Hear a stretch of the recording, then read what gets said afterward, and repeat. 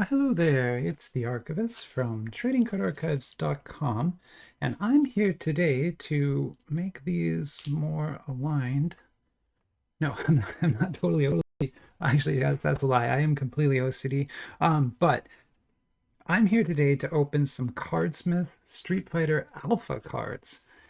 So this is the second edition of Street Fighter cards from Cardsmiths. So Cardsmiths is I don't want to say they're an independent publisher because they're a little bit bigger than that, but they're definitely smaller than like Tops or anything like Upper Deck, right?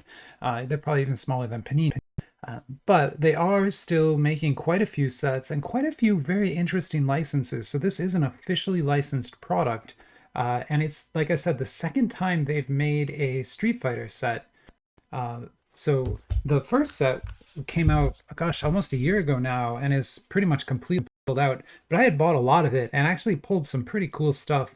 I already sold most of the very low numbered cards, but this is a to 49 Decaprice, which is pretty good, I think. And then this is kind of the star of the collection. This is Culture Shock's card, it's called. And even though it's not serialized, these are actually more rare than any of the serial cards. They were kind of the shortest printed card in that set. And so we've got a Ken there, which is pretty nice. But that was all based off Super Street Fighter, sort of the original Street Fighter characters and that kind of thing. Whereas this is based off the alpha alpha sets. So yeah, if you know anything about Street Fighter, which I hope you don't, but if you do, there's a lot of different Street Fighter games, many different ones, especially in the arcades. You know, there's Turbo, Super Turbo, a lot of other ones. I you know, there's so many different ones. But the Alpha series was kind of unique for having very good animation, and at a time when RAM in the arcade machines was still very expensive, and so Capcom was really going kind of all out on those machines and adding like so much RAM to them so that they could do very advanced animation with tons of frames, right? I mean, you'd have idle animations where you could actually like see the hands moving like this, you know, instead of just 2 frames, it was like 30 frames of animation. It's kind of like super crazy stuff. And then also still moving really fast. The characters were large. Just a really fun game. I remember playing it quite a lot in the arcades myself. So yeah, before we open these, though, we're going to open all three of these today. But before we get into that, I want to show you the website for Cardsmiths. So this is Cardsmiths shop, basically. What I did is I just filtered it so that it's only showing in products because they have a lot of stuff that is sold out. Their products are incredibly popular. I mean, Street Fighter is a great license, of course, but the main product that they make is the currency edition. And so they make card sets that have redemptions for Bitcoin and Ethereum inside of them, right? And since, you know, a Bitcoin is worth, I don't know, right now, maybe, what is it, like 100? I think it's like 100,000 for one. I don't really know. But anyway, however much one's worth right now, it's crazy. And so all those are sold out because everyone just wants the Bitcoin from them. And they're also like great cards. They really celebrate that well. But this new space set that they're coming out now with all these beautiful space images is also looking amazing. I have one of those on pre-order. That's coming out in the middle of June. So you can still pre-order that set. And I mean, I would recommend you do because chances are that will probably sell out pretty quick. They make a clown sound. I never picked that up. I've never been that into that movie, but obviously if you like that movie, it's a licensed Killer Clown set. You're not going to get much better than that. A Golden Girls set, which, hey, I bought a lot of that. My Mrs. Archivist actually bought me some of that for Christmas too. And I was just working with a collector the other day to help them sort of complete their set using the cards that I had. So Golden Girls also a wonderful, like just a wonderful, very wholesome set here from Cardsmiths. They've got a Meta Man one, which I haven't picked up yet. I've been really tempted to. But the problem is, you know, the Street Fighter set came out and I was just like, no, I'm going to get that. And so, yeah, I bought 3 of those. You could also get a case of it. They have a Wednesday set from the Wednesday Addams show. And yeah, just a ton of like interesting and kind of weird products, which is what I really like about them. Uh, I don't get paid any money at all to say that. They don't even know who I am. I'm too small to matter to them. But I just like their products. Have always opened them here. So since the beginning of the channel, we've been opening Cardsmiths products. I mean, since the very first currency set, I had some of those and opened them on the channel. And I'm telling you, those cards ended up worth a lot of money. Like I made, I think I've made money on everything that I've bought from Cardsmiths. But those first edition currency cards, I held them for like almost, I held them for 2 years to get the deal on it.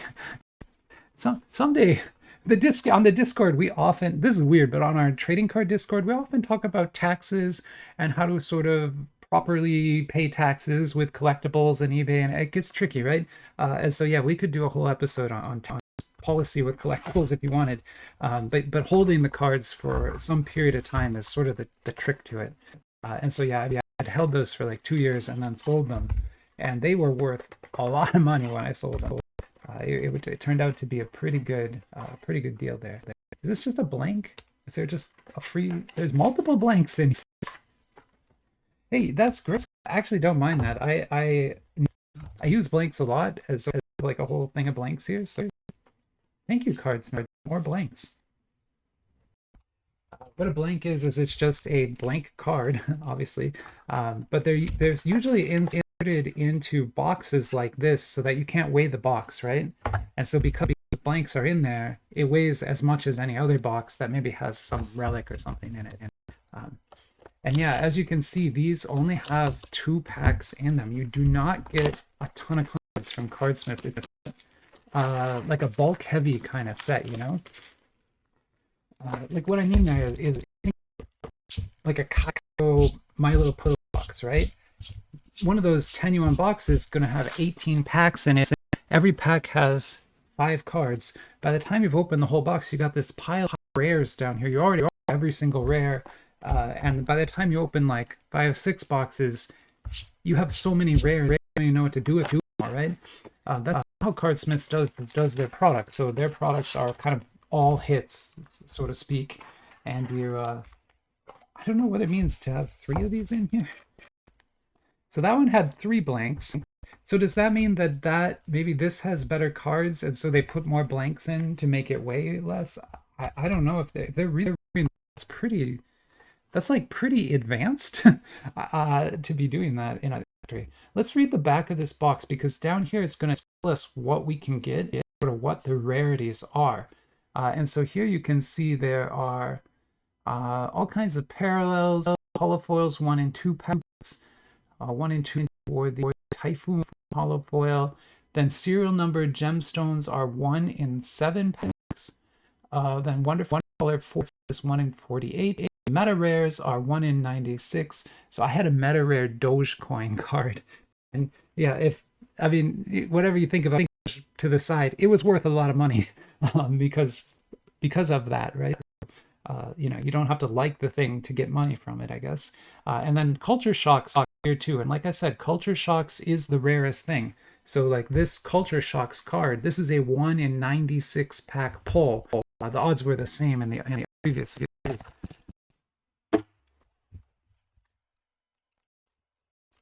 But you have to keep that in mind because you're going to pay $20 for one of these boxes, which is almost the same as a Kaio ML box. But instead of getting 18 packs, you only get 2 packs. So, yeah. And then think about that. 1 in 96 packs. What is the cost to obtain that? It's 96 divided by 2, which is 45, 7, 48. I can do math. And multiply that by like $20. You know, that's the cost of that card, right?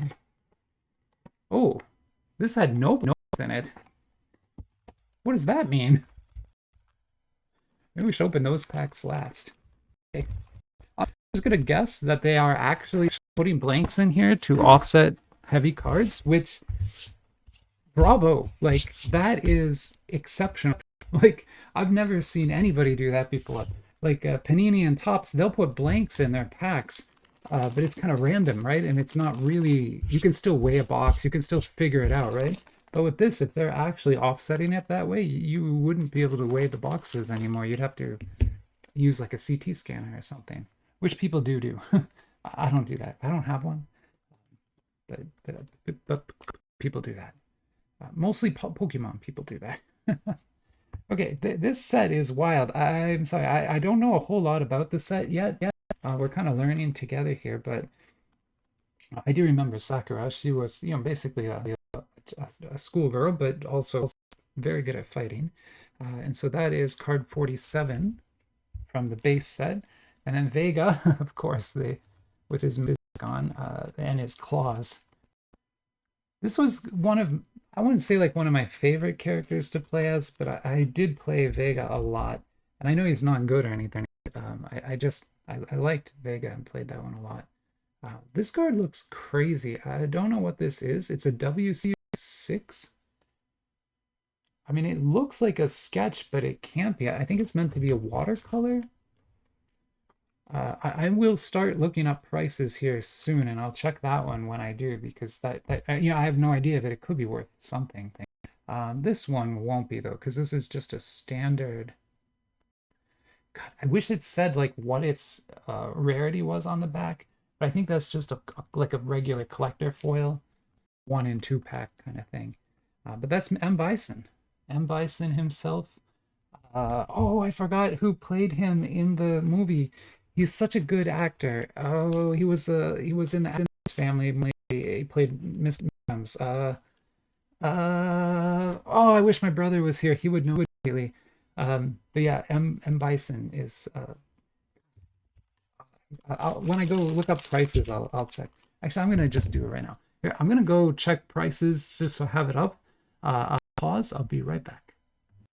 Raul Julia, why are you guys telling me that? You should have been screaming that through the TV at me to help me out. No, just kidding. But yeah, Raul Julia is the actor. Of course, he's now deceased, but he played that M. Bison and played him very well. That card could be worth quite a lot.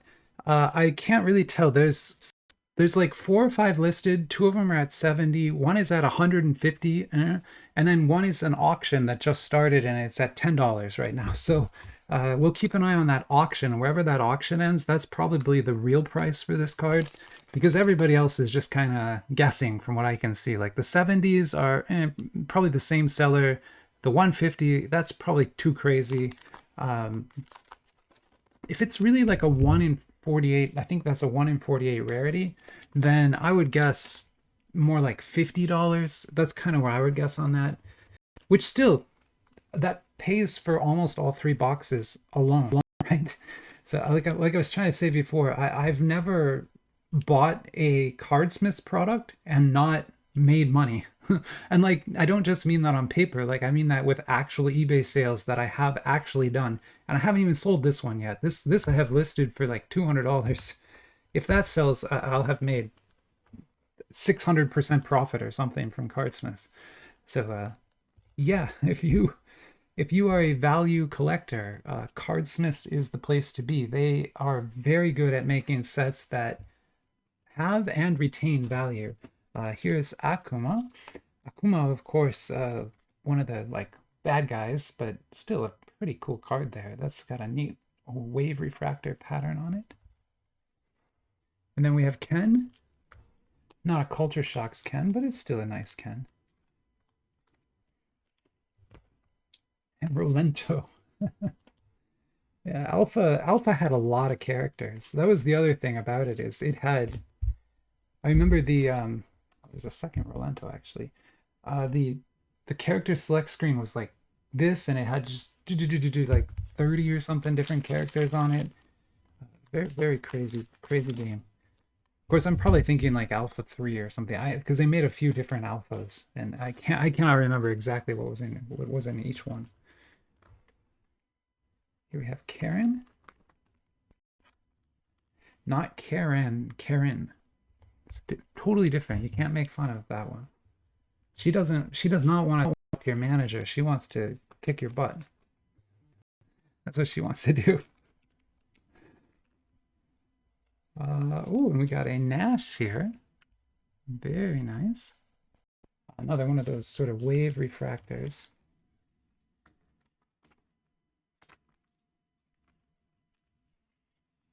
And yeah, I really like, I know it's not the rare, like this isn't the rare thing or anything, but I love the look of that. See it, it kind of like moves a little bit. I just, oh, that is cool. Then we've got a Ryu.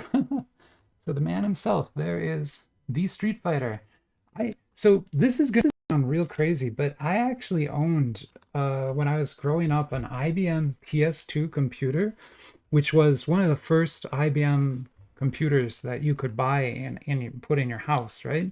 It booted into like BASIC and DOS, and it was like DOS 3 or something, like really not fancy at all. Um, but I remember one of the CGA, which was a kind of graphics card. So before NVIDIA and stuff, CGA was a type of graphics card that you could have. And it basically meant you didn't have a graphics card. But it could draw like 16 colors, which was amazing at the time. And I had Street Fighter 1 uh, for that IBM PS2 on like a floppy disk, like a 3.5-inch floppy disk. Yeah, I actually had that. And that game was terrible, like so bad. And I just remember thinking, oh my God, this is like the worst any kind of game. The guy would just like hop, he'd kick, and then he'd punch, and then he'd hop. It was so bad. And it was like later that I learned that that was what's called a port, right? I didn't know about anything back then. I was a dumb kid. But that's a port, and then it's one of the puzzle cards. That's probably that's probably worth, believe it or not, the puzzles in here are probably worth quite a lot because they seem you don't get one in every pack, and they're probably a little bit tough to get. Here is Birdie. No numbered cards yet though. That's kind of disappointing. I mean, they are 1 in 7 pack rarity, so there's not even a guarantee that we would get one today. Um, but still, I remember in the other packs I opened, I would get like one in every 2 packs, which I guess was just me being stupid lucky, which is typical. Here's another Ken. Ken's I mean, he's one of the main characters, one of the like popular characters. Here's Blanca. Everyone always plays as Blanca because they think he's cool, but he's actually really hard to play as well, right? I mean, you can spam his electric stuff and things, but everyone's just gonna, you're not gonna win that way. Like, you're not gonna win. Yeah. I don't listen to me. Like I don't play Street Fighter well at all, and I definitely don't play it at like any kind of competition level. If you ever watch the actual like competition level players of Street Fighter, it is kind of wild how they play. The game turns into more like chess the way they're playing it than like we would play it, right? Because they'll just stand around like watch their opponent, they'll fake a move, and then they'll go in and just beat him up in like 2 seconds.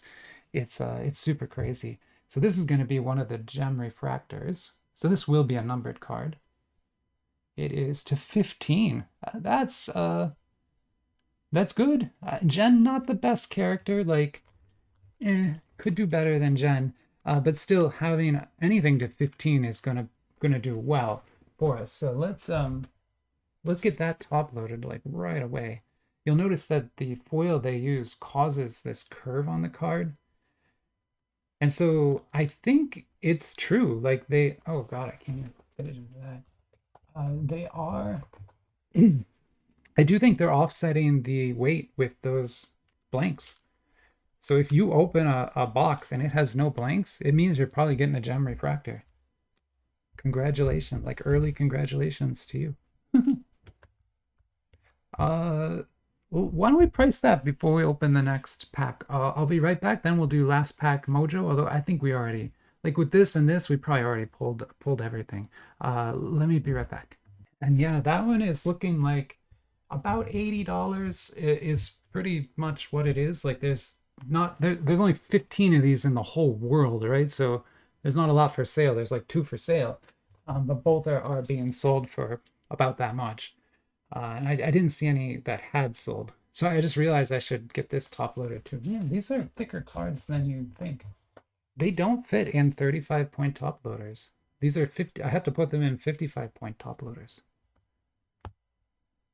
But Between these two, we doubled them, like easily doubled the money. Like even if I sell that for 50 and I sell that for 60, that's like twice what I paid for the packs, right? So, or not quite twice, but 1.5x, something like that. Pretty good for just opening some trading cards, right? And then here's our last pack. Nothing curved in here, so I'm guessing there's not going to be another gem refractor, but that would have been asking for a lot anyway. But we got a Dan. Everybody likes Dan. It's just Dan. I don't know. Hey guys, I'm Dan. I'm sorry. I'm sorry. I don't mean to. It's just like Sakura, DJ, Karen, Ryu, Cammy, Feilong, Guile, Akuma, M. Bison, and Dan. Like what? Oh, I guess Guy is even worse. I'm sorry. I should stop making fun of their names because they could all beat me up, like every single one of them. They're all very, very strong people. Here's Cody. Another very pretty, like I really like this purple refraction here. Where can I put that? Oh, jeez, I got nowhere to put this. Here, Dan, sorry, you're going on Karen, and you're going right there.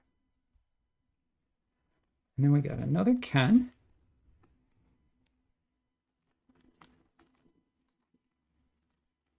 And I will go through after and just check again because sometimes the backs of these are different or there's some sort of like weird special treatment.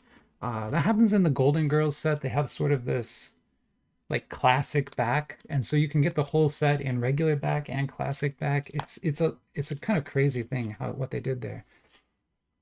E Honda. So I think we got like almost all the characters. At least all the ones that I remember are here.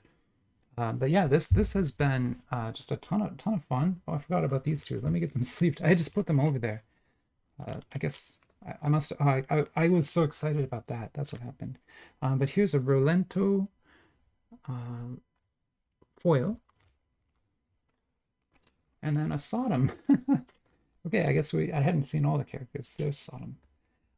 All right, that is Street Fighter by Cardsmiths. Another just fantastic release. I mean, just look how colorful and pretty they are. Like, I mean, here we'll put this guy up again, even though this is not like the best looking card, but it is of a 15. But this thing here is wild. Like that's a watercolor image, super pretty. And it's a rose.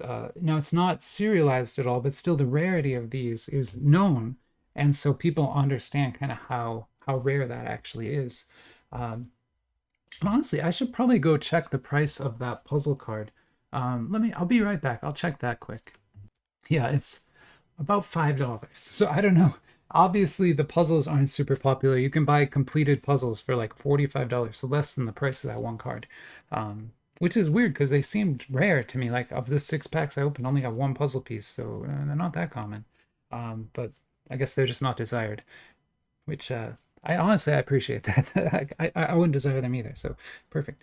Okay, I think we'll end the video there. Hopefully you saw something cool and awesome that you like. If so, become a subscriber on the channel. We're working towards our next subscriber goal, which is 2,222 subscribers. We're actually like only 100 away from that now.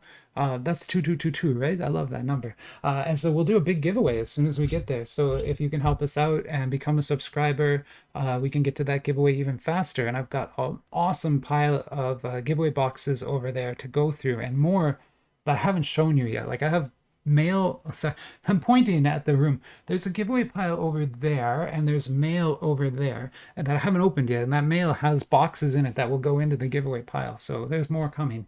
That'll be a fun time too, but for now I'll go ahead and yeah, wish you all a great week and say goodbye. Bye everybody.